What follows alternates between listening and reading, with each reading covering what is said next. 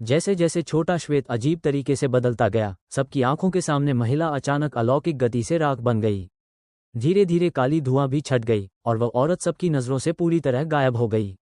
आखिर ये हुआ क्या था? दरअसल कुछ समय पहले एक वैम्पायर, छोटा छोटा श्वेत, बड़ी शालीनता से वायलिन बजा रहा था। अचानक उसका वायलिन का बो तबक से उछलकर सीधे मेज के नीचे जा गिरा। ये देखकर वो तुरंत चौंक गया और झुककर उसे हटाने लगा। पर उसे क्या पता था, मेज के नीचे एक गुप्त यंत्र छिपा हुआ था।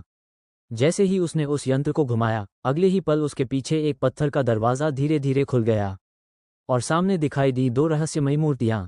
उसकी आंखों में जिज्ञासा भर आई और वो उन मूर्तियों के सामने बैठकर फिर से वायलिन बजाने लगा। तभी एक अजीब बात हुई, मूर्तियां जैसे कुछ महसूस करने लगीं और धीरे धीरे उन्होंने अपनी बाहें उठा लीं। छोटा ये देखकर उनके पास बढ़ा। जब उसने मूर्ति में मांस और हड्डियां देखी तो सीधे उसे काटने लग गया। उसे क्या पता था, ये वही वैम्पायर क्वीन, सर्प महिला थी। छोटा बेहोश होकर गिर पड़ा।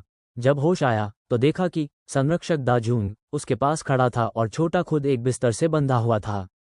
दाजूंग ने उसे बताया वह मूर्ति असल में वैम्पायर क्वीन थी और छोटा की हरकतों से वह नींद से जाग चुकी है। अगर वो महिला इंसानों की दुनिया में आ गई तो ये आत्माओं का विनाश ला सकती है। छोटा फिर से नींद में चला गया। जब वो दोबारा उठा तो तुरंत वापस उसी गुप्त कक्ष में गया, लेकिन अब वहां कोई मूर्ति नहीं थी। तभी उसे दाजूंग की बात याद आई। अब तक वैम्पायर क्वीन सभी के सामने प्रकट हो चुकी थी और पल भर में सबको पश्चिम उत्तर भेज दिया, यानी मार डाला। इसके बाद वो सीधा छोटा के पास पहुंची। उसके पुनर्जागरण के लिए सर्प महिला ने छोटा को राजा बनाने का निर्णय लिया। अब दोनों मिलकर इस दुनिया पर राज करने लगे।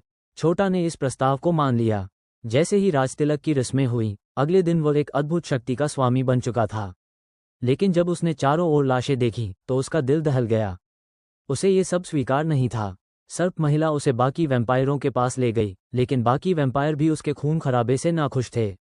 सर्प महिला ने सबको ऐलान किया, छोटा अब नया राजा होगा और वह वैम्पायर राजवंश की विरासत को आगे बढ़ाएगा।